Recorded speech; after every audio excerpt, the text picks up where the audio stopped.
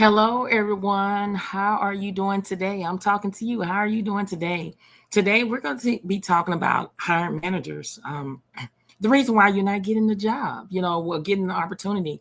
I'm going to be reacting to 3 videos. They're giving you a reason why you're not getting an opportunity. We can all relate to that. We go in and we like, I apply and went through the process and I'm not hearing anything. So in this video, it's going to give you some information. So you can go grab your coffee, your tea, and your notepad, and let's dive right into it and take some notes here. That they would never tell you. First one is your email address. If your email address is partygirl69@hotmail.com, change it. Yes.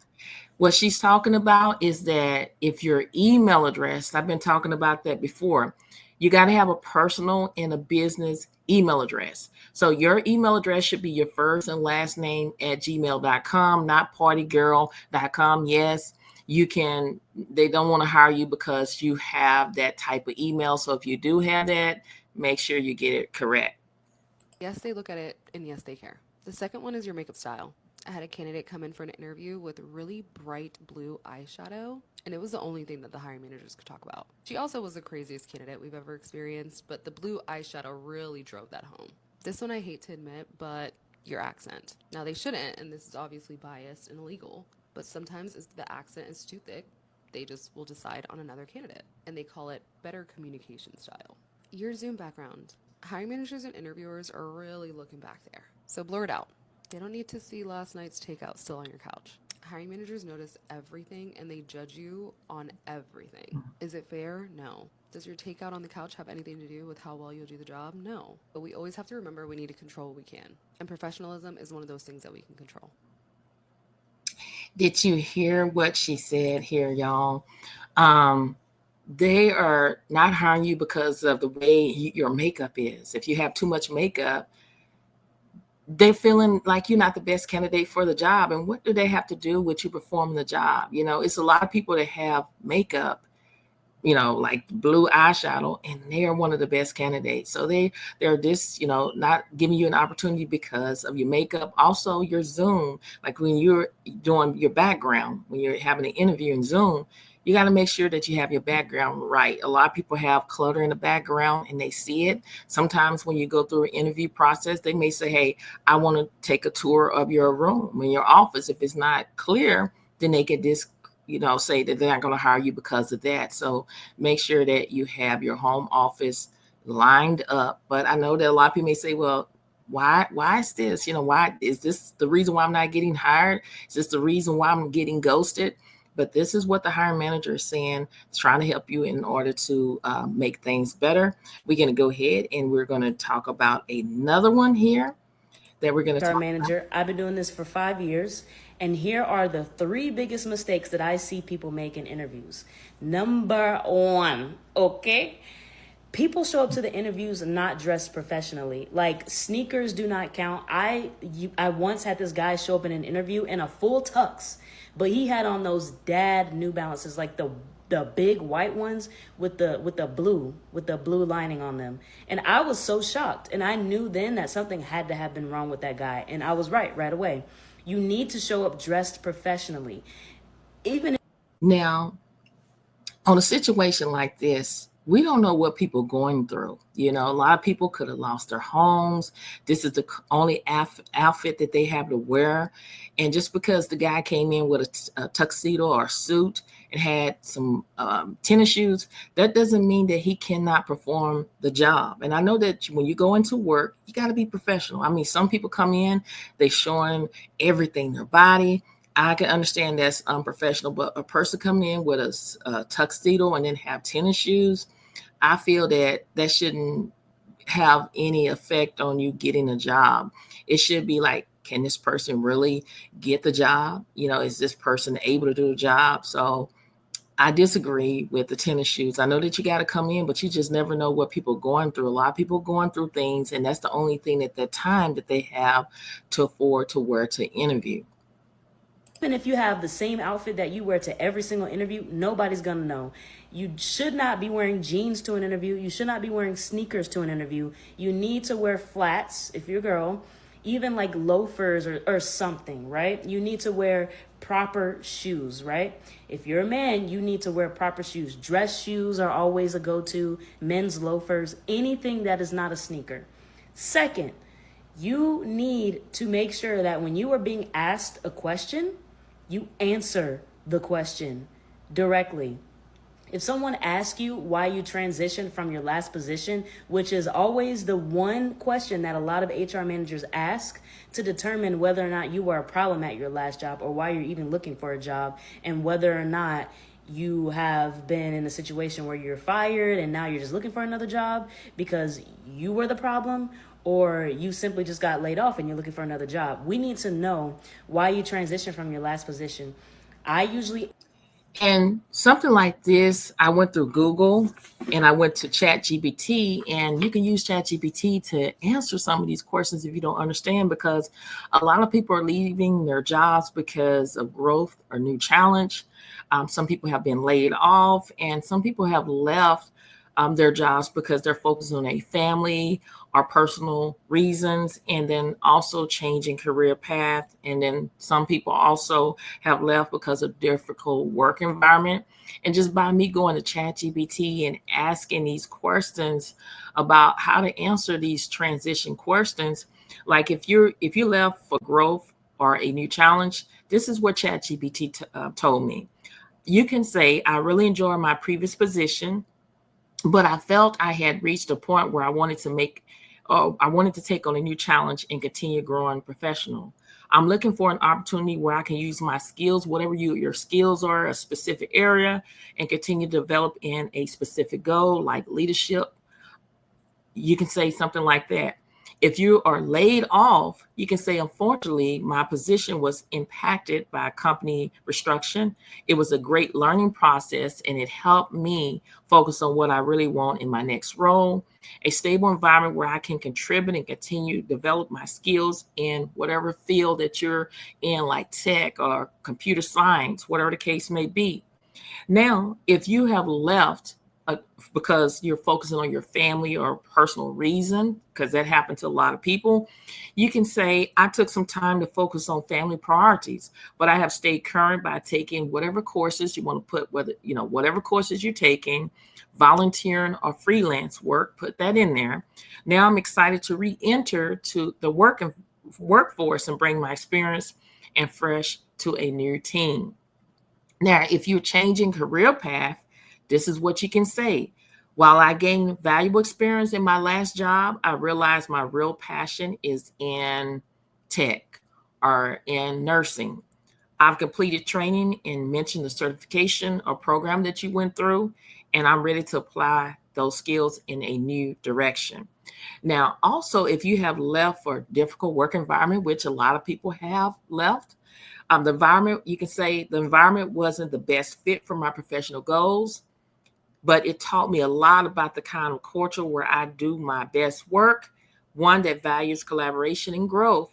That's exactly what drew me to this opportunity. So always use Google as your friend. I'm not saying copy word for word. You want to put it in your own words. But like she said, you got to be able to answer these questions. Not answering why you transition can be some of the reason why they're not hiring you. So you want to make sure that you're answering the question correctly. Answer that with, I am seeking a role that will allow me to grow in my career. My current role is great. I enjoyed where I'm currently working. I love it. Unfortunately, there's not enough room for growth due to the way that the organization is set up. So I am now seeking a role to grow more, and I'm looking for an opportunity to grow. And a lot of times you'll get good responses or feedback from that, but you need to make sure that you're answering the questions directly. A tip for that is to make sure that you ask yourself hypothetical questions that you could be asked in an interview, and you prepare for them. You rehearse them in a mirror. You get comfortable answering those questions. So when it's time for the interview, you're confident. Don't get me wrong, the nerves may still appear, but you're more confident in your answers. You could get a question that throws you off, but that's why it's important to prepare. Because one question may shake you, but the other common ones you'll get asked, you're already prepared for. Usually when I have candidates that don't know how to answer a question that I ask, I usually assume that most likely they won't be able to stay focused or critically think. Like, that's just coming from me, especially when it comes to certain positions that require. You heard what she said. If you can't answer the question correctly, they think that you cannot stay focused on the job. A lot of times people get nervous, but I tell you all the time is to research the company, learn as much about the company as you can, and plan and prepare. Get in front of a mirror and pretend like you're speaking to an interview. Somebody on the other side that's interviewing you. Always practice. People can tell if you practice. People can tell if you have confidence or not. But you got to believe in yourself. You got to step out on faith and believe in yourself and practice. Do your research. Role play. If you have somebody in your family that you can role play with them. If you don't have anybody to role play, just get in the mirror and pretend like you're talking to, like I said earlier, somebody that's interviewing you, and you can go into the interview and you can actually get these hiring manager want you for this position here. Require you to critically think on the daily basis. I have to look for those things right away. You have a short amount of time to prove yourself in an interview. The third thing that people always do during an interview that pretty much never lands them the job is not asking any questions at all. Even if it sounds so stupid, ask questions. Is this a benefited position? You could ask something like that. Does this position have benefits? What's a day? Also, if you don't ask questions at the end of the interview, they ask you, like she was saying, do you have any questions? A lot of people say no, and that can be the reason why you are not getting the opportunity. There are some questions that you can ask, with the hiring manager, how long have the hiring manager been there? You can ask that. How long you been in the position? What I'll be doing? Ask questions. Like she said, you may sound stupid to you, but when you're asking questions, that make them realize that you're interested in the position. When you're not asking questions, the first thing people are saying, these hiring managers saying that you're not interested in the job. So always come up with at least 3, 4, 5 questions to ask these people. They're asking you questions, so it's your time to ask questions too as well. Day to day, like in this position, what are your expectations for this position? Why is this position open? What was the last person like in this position? It could be anything about the job. It could be about the company. What type of benefits do you have? Do you guys have 401k? Is there room for growth in the organization? Are you guys focusing on certain goals? It could be any freaking question. You need to show that you're interested. You need to be vibrant during the interview. You don't have to go all out of your way to be bubbly, but you need to convince them that working with you is going to be a positive experience. An interview is there to make sure that people will like you in the workplace. When I'm interviewing someone, this is how I think. I say, oh, will people actually like this person in the workplace? Will this manager get along with this person? Because on that one, it's all about everybody's not going to like you in the work environment. Okay. It doesn't matter what you do. You could go into work and you don't do anything and people don't like you because you're there, just because you have a smiley face. It's people that are scared that, hey, you're competing for their job. They think that you're going to take their job and they may not like you. So yes, when you go to an interview, they're looking to see if you fit in with their team. And they may have the team come in and interview you to see, hey, she's a good fit. He's not a good fit. If a person feel like, hey, this person going to take my job, they may say, hey, I don't want to hire that person. And that's the wrong reason, because the ones that you overlook, those are the ones that is going to contribute to the team. They're going to go in and do the job. The ones that you actually hire and think that they're going to be a good fit, they're not the good fit for the job. They come in, they don't do their work. So, everybody's not going to like you in the work environment. I experienced it. I went to work. People didn't like me. I was doing my job. They got jealous of me because my manager was saying, hey, you did a good job with this email. And my supervisor came to me and told me, before you send an email off, I need to look at it. And the CEO of the company said, hey, you're doing a good job. But she was jealous of me because the CEO said I was doing a good job, didn't tell her that, and try to run me off and try to get me fired. So everybody in the work environment is not going to like you. You're basically there to go get a paycheck to pay your bills. That's basically what it is. But that's how they roll, is They want to make sure that the team or the department that you're in, that they like you, okay, and that you get along. Because if you hire someone into the environment that nobody likes, it's going to be a tough time, not only for that person, but for everybody else and for me, because I've decided to hire them. So you have to think of it in the mindset of like, okay, I have to make myself seem likable and approachable and easy to work with while showcasing my experience and showing that I'm professional and reliable. That's what you need to be focusing on when you're in an interview. There will be companies and times where you will have to prove yourself so hard and still never get anywhere. Don't get discouraged, because what's not for you is simply not for you at that time. And there's always That is so real. What's for you is for you. You have to, if you've done everything you can, you're prepared, you answer the question to the best of your ability. When you've done everything that you can, and you can lay your head on a pillow and say, I've done everything you can. That's all you can do. Okay. That job is not meant for you. You keep going. Rejection is a part of life, but it's not the end of the world. No don't mean no. It means next opportunity. When one door closed, I guarantee you when you walk down 4 or 5 doors later, that door is going to be open for you. Sometimes I feel that God allow you not to get a job because you can have a crazy hiring manager or boss, or you might be in a position where you have rude teammates. And there's a reason behind things. A lot of times I sit back and I always wanted that job because of the pay, or it was closer to home and I didn't get it. And kind of find out, I realized why I didn't get it, because people that got the job, the rest of you ought to be glad that you didn't get a job, because I'm having a hard time to get ready to lay off. My supervisor's riding me. There's a reason behind everything. You have to trust the process. Again, rejection is a part of life, but it's not the end of the world. No don't mean no. It means next opportunity. You can't give up. You got to keep pushing through. You got to keep pushing, because something good is waiting for you. always a reason why. So never get discouraged when you don't get the job. I just wanted to throw that in there. I've been through so much when it comes to looking for jobs, and I've learned that these things help me the most. And I've also learned that by being the person on the other end doing the interviews. Share this with a friend who's looking for a job or who simply sucks at interviews. And leave a comment if you want to hear, I guess, more interview tips or more in-depth tips or questions that I may ask during an interview that are common questions asked by HR managers or managers in general. Yeah, like I said before, is these interviews, a lot of people are introverts, scared to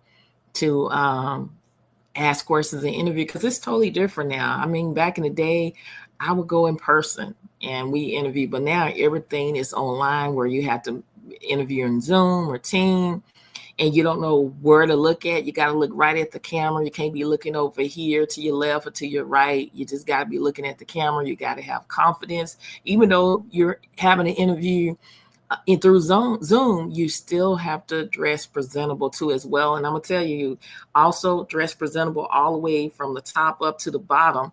There are stories that I've heard where people had an interview and they had on shorts and they had a nice, like my had a nice shirt. And the boss said, "Can you get up and show me a tour around your office?" Yes, this ever happened. And they too scared to get up because they had to tell the boss, "I don't have anything. I don't have just shorts under." So always when you go to an interview on Zoom, make sure you are dressed from the top all the way to the bottom, because you never know what is going to go down. I have another interview where a hiring manager is going to be talking to and telling you the reason why that they're not hiring. This is good information for you, so you can know, hey, what I can do to be better here. So I'm going to show you another one here so you can And I realize go in I here. have some tips that I want to share in case you are also interviewing. I'll just share 3 and I'll try to go through them quickly. Number 1 if you can invest in a ring light, I would do so. That kind of like helps brighten you up and brighten up the room, and just kind of warms and softens the room as well. Number 2, positioning of the camera. Try not to like position yourself down here or up here. Or one time I was talking to someone, they were looking at me on this screen, but the camera was over here. So I'm like talking to them, but I'm talking to their face the whole time. And that was really distracting. And I think ultimately the goal is to really humanize yourself. So like look at the screen, right? Don't like look at me over here, even though you are clearly looking at me on your end. I'm looking at your cheek. And then lastly, your eyes. Your eyes say a lot about how interested or engaged you are in the conversation over Zoom, whether it's a team meeting or it's an interview, or it's like a one-on-one you have with friends. Like you can tell when people are distracted, when they receive a notification in the upper right-hand corner. She's definitely right. When you look at people's eyes, you can really tell what people are all about. Just looking at their eyes. If you want to know what a person, if they true or if they real, if they, for you, all you have to do is look at their eyes. And that's what a lot of people, when you go in for interviews on Zooms, on a Zoom call or whatever the case may be, that's why they have you to look in the camera, because they can tell if you're real. They can tell if you're interested in the job. They can tell a lot of things by looking at your eyes. Of their laptop. You can tell when they're texting on their laptop, but like nodding at you, like pretending they're listening.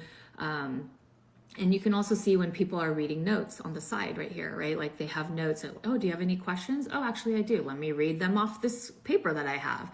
Like you wouldn't read your questions off of a paper in a real life interview in person. So try to memorize the questions or answers to specific questions, so that you don't have to read off of papers. And also, like, I can tell when people are looking at themselves. It's really funny. One time I had someone who was like messing with filters. I don't know if she could tell that I could see that she's messing with the filters, but she was. But I'm like talking to her this whole time, explaining the role, and she's messing with the filters. So I was like, are you paying attention? I didn't say that, but like your eyes say a lot. And if you're not engaged and you're distracted yourself, then it's not going to be a warm interview. You really want to like engage with the person who's talking to you in front of you, right? You would do that in real life. You wouldn't like dart your eyes. If you do dart your eyes in real life talking to someone, it shows that person that you're not interested in what's going on at this time. So in the same sense, like keep your eyes forward. And, if you have to read a couple things here and there, great, but like try not to get too distracted.